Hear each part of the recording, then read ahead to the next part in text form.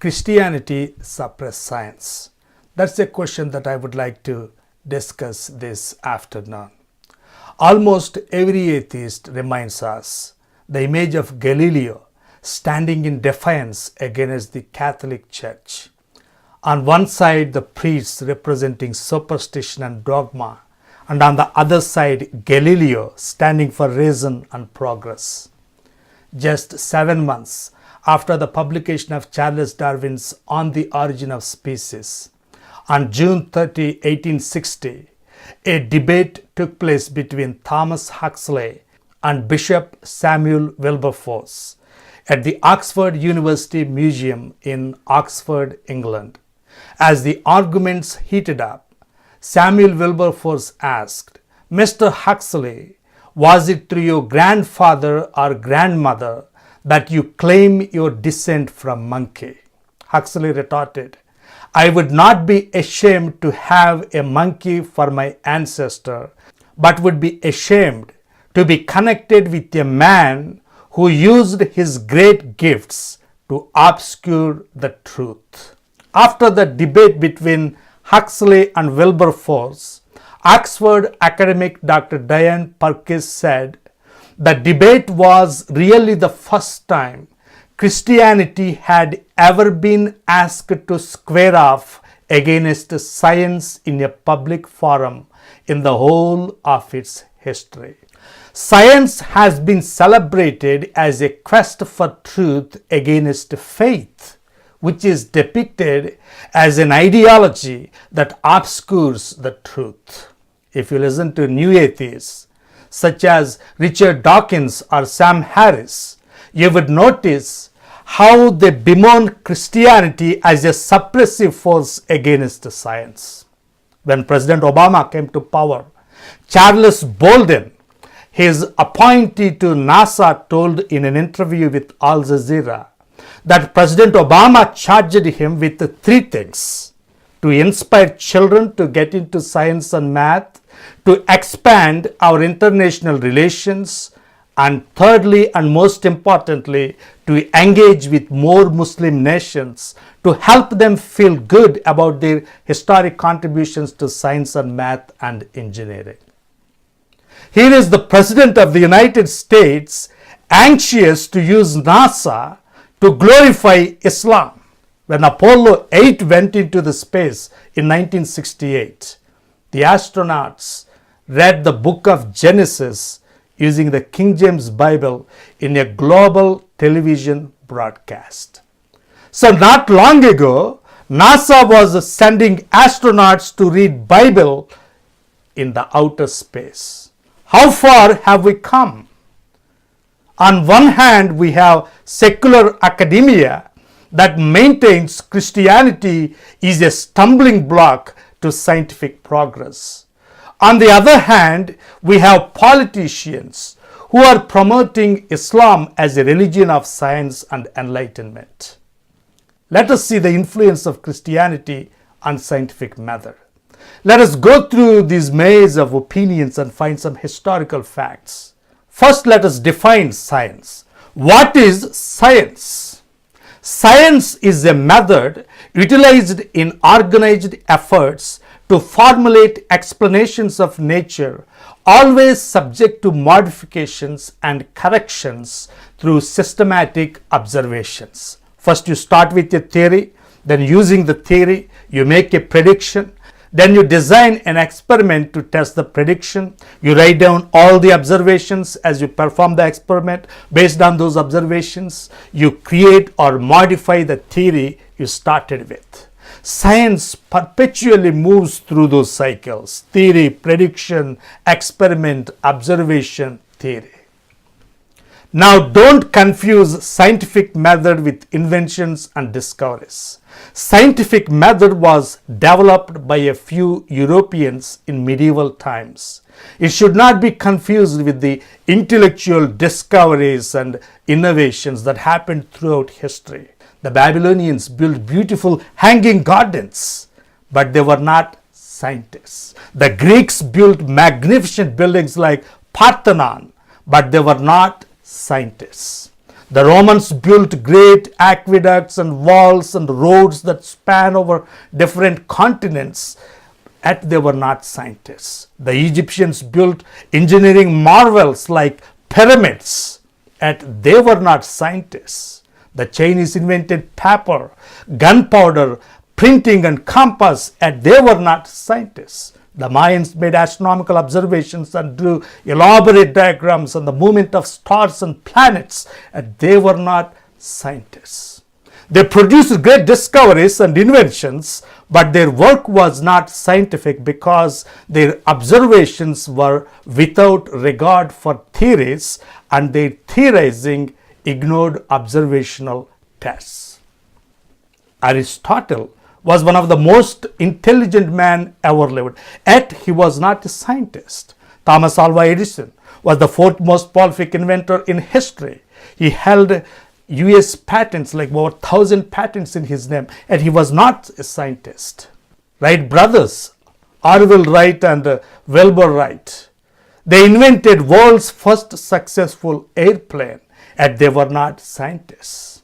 It is important to understand the difference between a scientist and an inventor. A scientist is someone trying to understand the natural world, whether or not that understanding has practical or economical benefits. But an inventor is someone who creates a new object that has practical and economic benefits. Science is not engineering. Science is not technology. Science is a method that starts with existing preconceptions. That's very important to recognize. A method that starts with existing preconceptions. American philosopher of science, Norwood Russell Hanson, he once said, "People see, not the eyes. People see, not the eyes." He wrote in his book Patterns of Discovery in 1958, "What we see and perceive is not what our senses receive, but is instead filtered sensory information, where the filter is our existing preconceptions, thematic framework.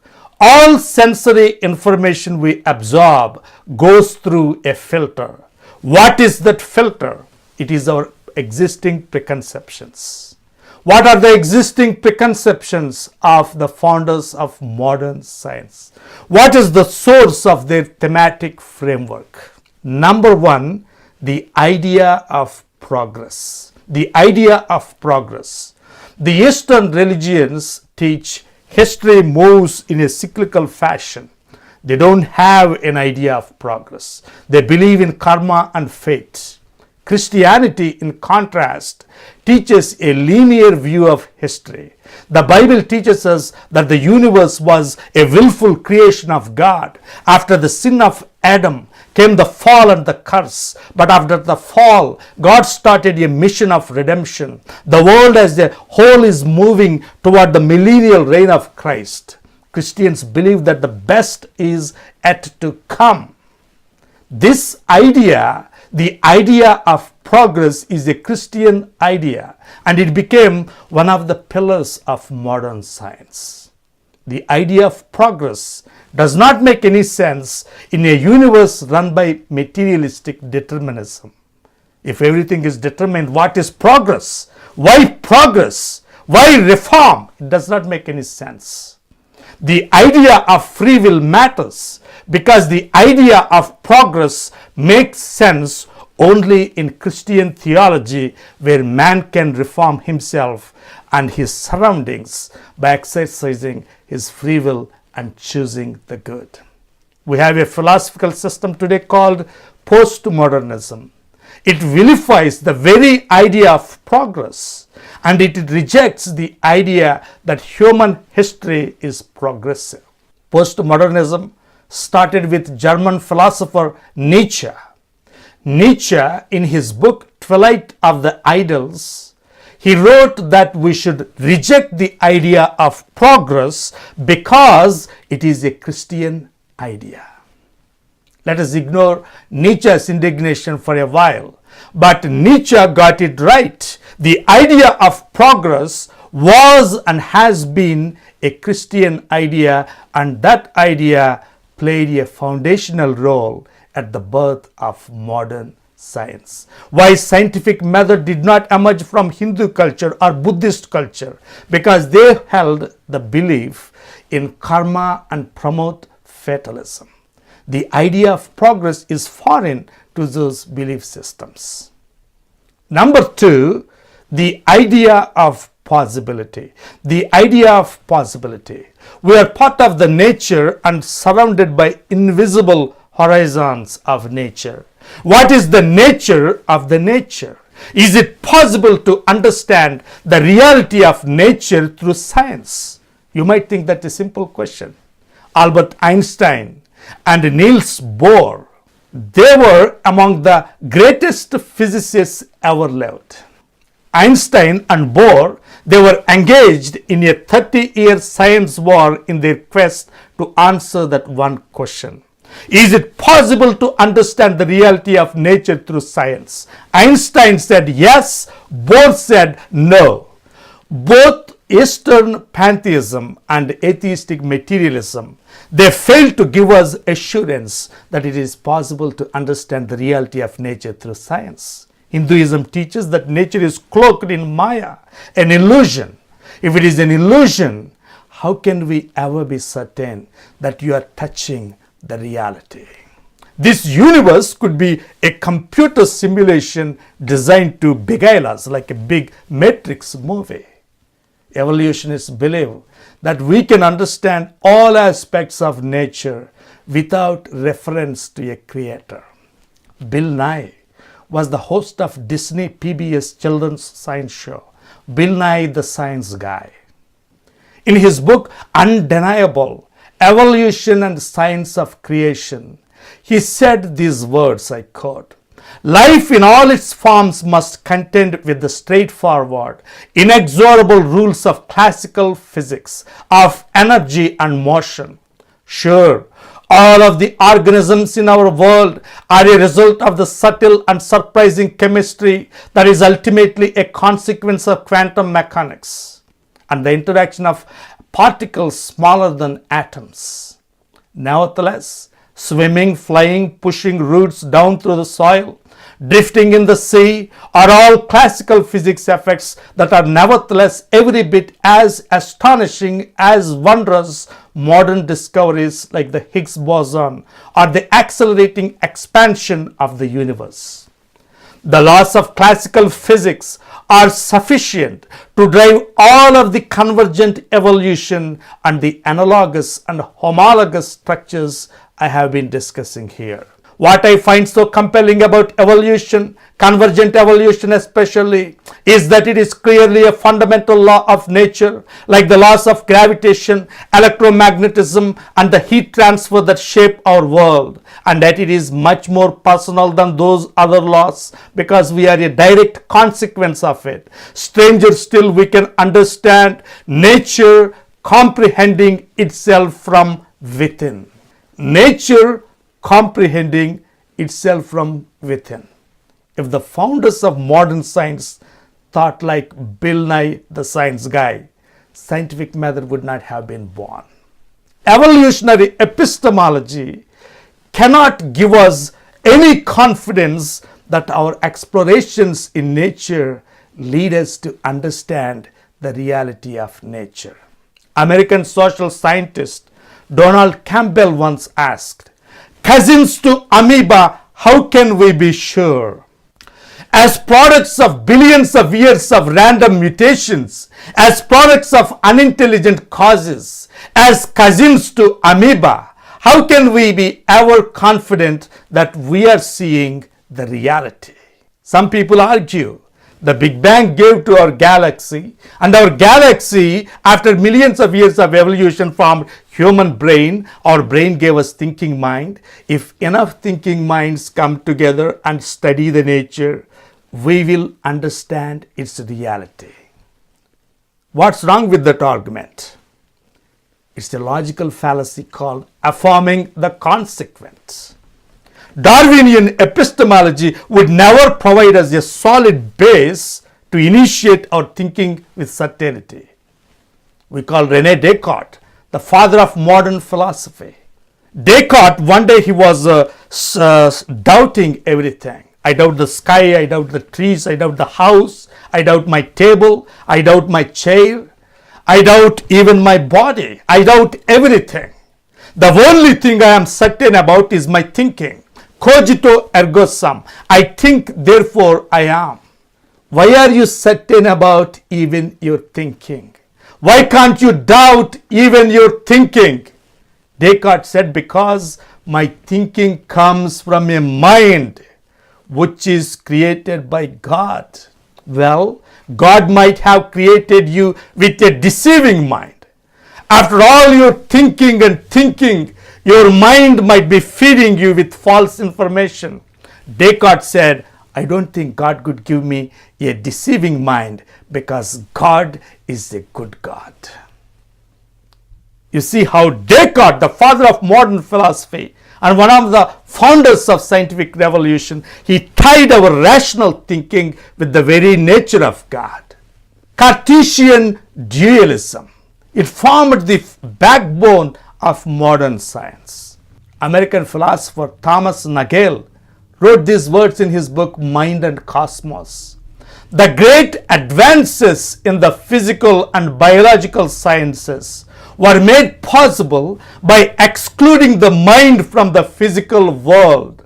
This has permitted a quantitative understanding of that world expressed in timeless, mathematically formulated physical laws.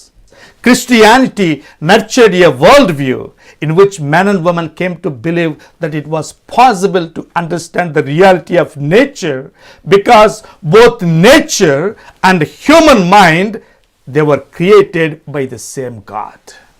That idea of possibility was not created in a test tube or a telescope. It was the product of generations of accumulated wisdom. Dante Alighieri was the first true figure of the Renaissance. What is his Divine Comedy about? It is the celebration of the wisdom of Christianity with the teaching that the love of God moves this universe. God wishes people to know his truths, the truths of the universe, and the physical discoveries. They only confirm the theological ones. That was their thinking in medieval times. Both human mind and nature were created by God. Nature, being the creation of God, should reflect the wisdom of God. Robert Boyle, we call him the father of modern chemistry. He funded the translation of Bible into various languages. He believed that God wrote two books, the book of scripture, the Bible, and the book of nature, the universe. Nature itself is a book to be studied. Studying the universe, the book of nature, complement to our understanding of the mind of God. Italian astronomer and mathematician Galileo Galilei is often portrayed as a bitter enemy to theism. Listen to what Galileo wrote in his 1632 book, The Dialogue Concerning the Two Chief World Systems. When I consider what marvelous things and how many of them men have understood, inquired into and contrived, I recognize and understand only too clearly that the human mind is a creation of God's and one of the most excellent. That is Galileo, folks. The human mind is a work of God and one of the most excellent. Galileo went on to say that the universe is written in the language of mathematics. And God gave us this ability to understand it in mathematical terms. French physicist Blaise Pascal was one of the most brilliant mathematicians ever lived. He called mathematics as God's language written over the universe. German mathematician and astronomer Johannes Kepler went even further, and he brought mathematics and astronomy into a theological framework. Kepler said, because God created the world according to a comprehensible plan, it is possible to access it through the natural light of reason. Because God being an orderly creator, we can make mathematical predictions about the nature. That kind of thinking helped Kepler discover amazing laws of planetary motion. Then we come to Isaac Newton. We often quote Alexander Pope's words. Nature and nature's laws lay hid in night. God said, let Newton be. And all was light. God is saying, Newton, just contemplate on my creation and you will discover amazing physical laws. It's Christianity that gave science the idea of possibility. Alfred North Whitehead was an English mathematician and philosopher. He co-authored Principia Mathematica with his former student Bertrand Russell. In 1925, Whitehead published Science and the Modern World. In that work, he described science as a culturally connected activity. And the great scientific discoveries from the 16th century onward, they grew out of a culture that was fertile with medieval theology. My only point is how science arose. My explanation is that the faith in the possibility of science generated antecedently to the development of modern scientific theory is an unconscious derivative from medieval theology. Our faith in the possibility of science is an unconscious derivative of Christian theology. Then the idea of productivity. Today we assume that all scientific activity should be done for welfare of the human beings. We believe that all scientists should work to further human progress, comfort and prosperity. When a scientist involves in any inhuman endeavor, we feel they are violating ethics of science. When I visited Nazi concentration camps in Poland and Germany, I saw the images of the best scientists of that era doing experiments on human beings. Joseph Mengele doing experiments on Jewish babies. Fritz Haber turning poisonous gases into weapons of mass destruction. Werner Heisenberg working on Nazi atom bomb. Scientists proposing racial hygiene theories. We cringe at such images. Where did we get this idea that science should be used only for human welfare and peace, not for war and destruction? Greek philosopher Aristotle, he profoundly influenced Western thought.